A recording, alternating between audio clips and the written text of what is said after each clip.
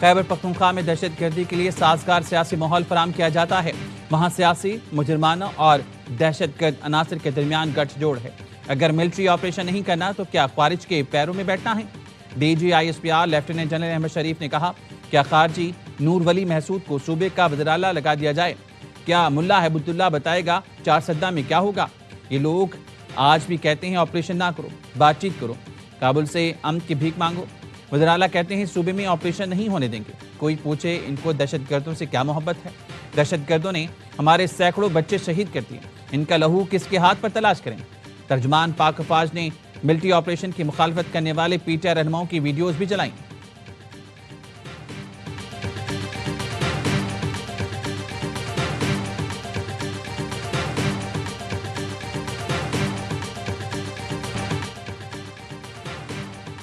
ایک وزیراعظم نے سیاسی ضرورت کے لیے سابق آرمی چیف کو ہی قوم کا باپ بنا دیا۔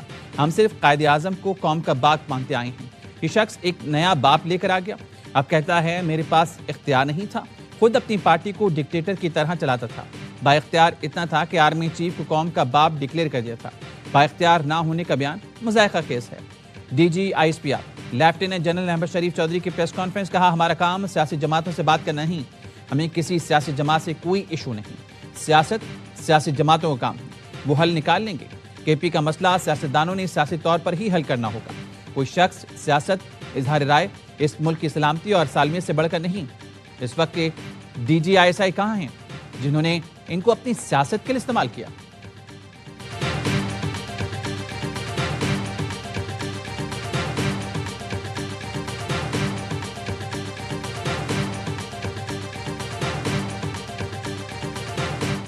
فوج کی جنگ ہے جی، یہ عوام کی جنگ ہے، یہ اس قوم کے ایک ایک بچے کی جنگ ہے۔ اگر آپ اور ہم اس کے خلاف کھڑے نہیں ہوں گے، یہ آپ کے گھروں میں، آپ کے بازاروں میں، آپ کے اسکولوں میں، آپ کے دفاتر میں، آپ کی گلیوں میں آ کے پھٹیں گے، ماریں گے۔ Almost 80% of the terrorist incidents why they are happening in Khyber Pakhtunkhwa.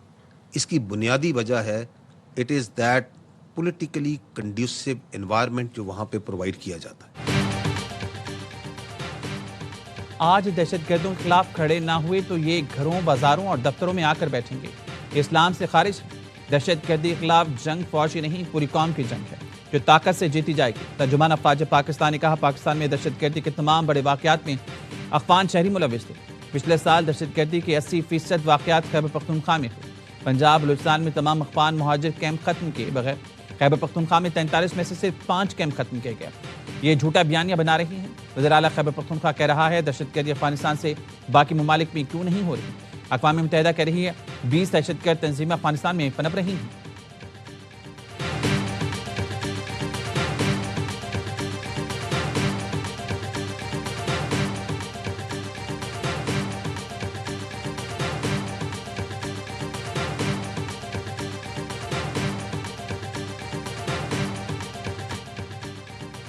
پاک فوج سے متعلق ڈرونز کے استعمال کا جھوٹا بیانیہ بنایا جا رہا ہے۔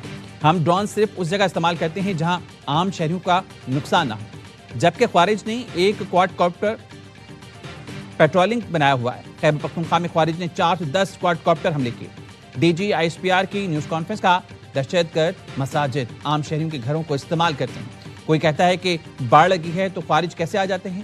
تو بتانا چاہتا ہوں صرف 2025 میں سرحد پر 71 دہشت گرد مارے گئے۔ گزشتہ سال آپریشنز میں 2597 دہشت گرد ہلاک ہوئے، 1235 شہادتیں ہوئیں۔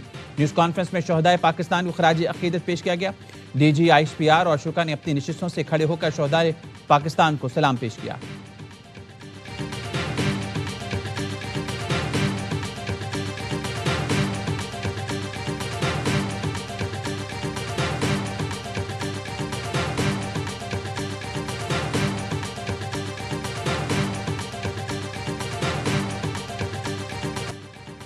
طالبان کے اجداد بدھ گرانے ہندوستان جاتے تھے، اب جو قبضہ گروپ ہے یہ تصویریں کھنچوانے وہاں گئے۔ خارجیوں کے سرپرستوں کی اوقات سب نے دیکھ لی۔ افغانستان نے پاکستان پر حملہ کیا تو ان کا وزیر خارجہ بھارت میں بیٹھا تھا۔ D G I S P R lieutenant general Ahmed Sharif Chaudhry کا کہنا ہے طالبان زر کے غلام ہیں، انہوں نے اسلام آباد کے لبادہ اڑ رکھا ہے۔ ان کا اسلام یہ ہے کہ ہندوستان کے قدموں میں لیٹ جائیں۔ افغانستان کو مودی کی شکل میں ایک نیا اوتار مل گیا، افغان طالبان اب اس کو پوجیں گے۔ بھارتی اینکر نے کہا بھارت اور افغانستان مل کر پاکستان پر حملہ کریں گے تو آ جائیں، یہ شوق بھی پورا کر لیں۔ اینکر بھی ساتھ آئیں تو ہم ان کو بھی جواب دیں گے۔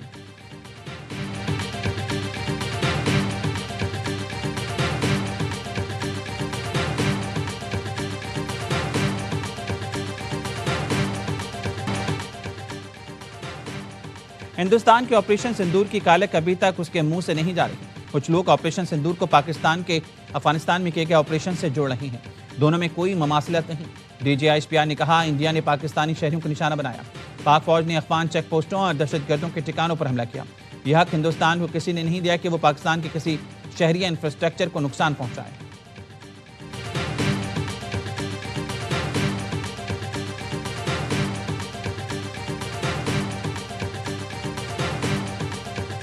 پاکستان کے ہاتھوں مار کے حق میں مار، ٹرمپ کی جانب سے ٹیرف یلغار، عالمی سطح پر بھارت تنہائی کا شکار۔ مودی سرکار نے ٹرمپ انتظامیہ کو رام کرنے کے لیے لاکھوں ڈالرز کے عوض لابنگ فرم کی خدمات لی۔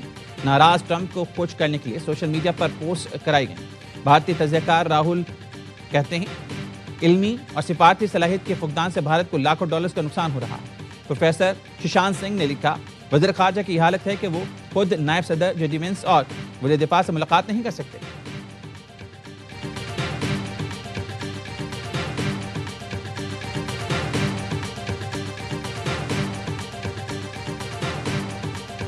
نیتنیاہو جو ہے اس وقت سب سے وانٹڈ کرمنل ہونا چاہیے، اس کو اغوا کر کے لے کے جائے، اپنی کسی عدالت میں مقدمہ چلائے، ترکی جڑا چک کے لائے انہوں، اور یہ جو آگے سارا آگے پیچھے کا حساب جو ہے برابر کرے۔ امریکہ کو چاہیے نیتنیاہو کو اغوا کر کے عدالت میں پیش کرے۔ وہ اس وقت دنیا کا سب سے مطلوب شخص ہے۔ دعا ہے ترکیہ نیتنیاہو کو اغوا کر کے حساب برابر کرے۔ کل پیوٹن بھی یوکرینی صدر کو اغوا کر کے ماسکو لے جا سکتے ہیں۔ دفاع خواجہ آصف کہتے ہیں پاکستان نے وینزویلا سے متعلق اقوام متحدہ میں واضح موقف دیا ہے۔ امریکہ نے ایران میں کارروائی کی تو یہ پاکستان کے لیے بھی چیلنج ہوگا۔ He's a violent guy. He gets up there and he tries to imitate my dance a little bit. And he's killed millions of people. He's tortured. They have a torture chamber in the middle of Caracas.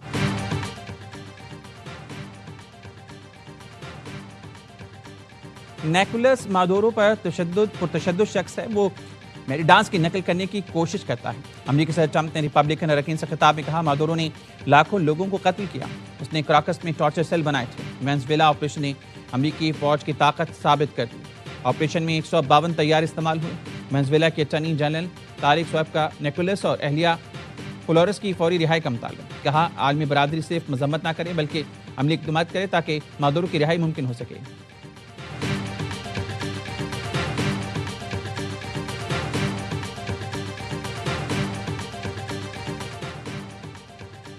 White house نے capital ہل حملے کا الزام سابق speaker Nancy Pelosi پر دھر دیا۔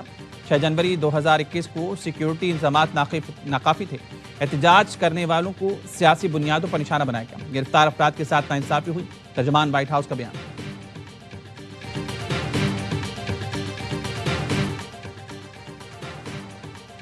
University of Lahore کی طالبہ کی دوسری منزل سے کودنے کی ویڈیو سامنے آ گئی۔ فاطمہ 27 منٹ تک فون پر بات کرتی رہی اور 8:30 پر چھلانگ لگا دی۔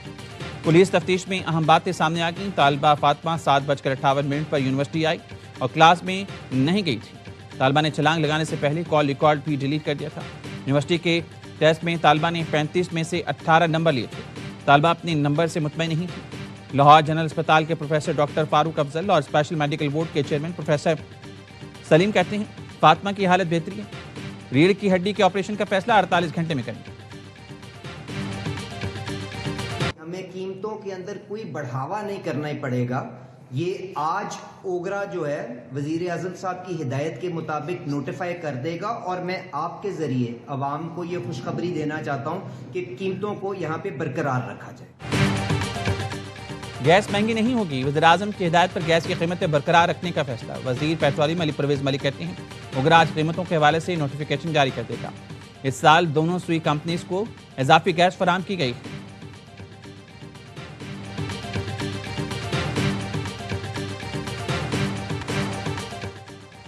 پی آئی کے 75% حصص کی کامیاب نجکاری بارش کا پہلا خطرہ ہے۔ خسارے کے شکار ریاستی ملکیتی اداروں کی نجکاری حکومت کی ترجیح ہے۔ وزیراعظم شہباز شریف کی زیر صدارت نجکاری کمیشن کے امور پر اجلاس میں گفتگو. کہا تمام منصوبوں کا بین الاقوامی معیار کے فرم سے تھرڈ پارٹی آڈٹ کرایا جائے. وزیراعظم کی نجکاری کمیشن میں اصلاحات کے حوالے سے کام تیز کرنے کی ہدایت. حکام نے اجلاس کو بتایا بجلی تقسیم کار کمپنیز کی نجکاری 2 مراحل میں ہوگی. پہلے مرحلے میں آئسکو، گیپکو اور فیسکو، جبکہ دوسرے مرحلے میں ہیسکو اور سیپکو کی نجکاری ہوگی.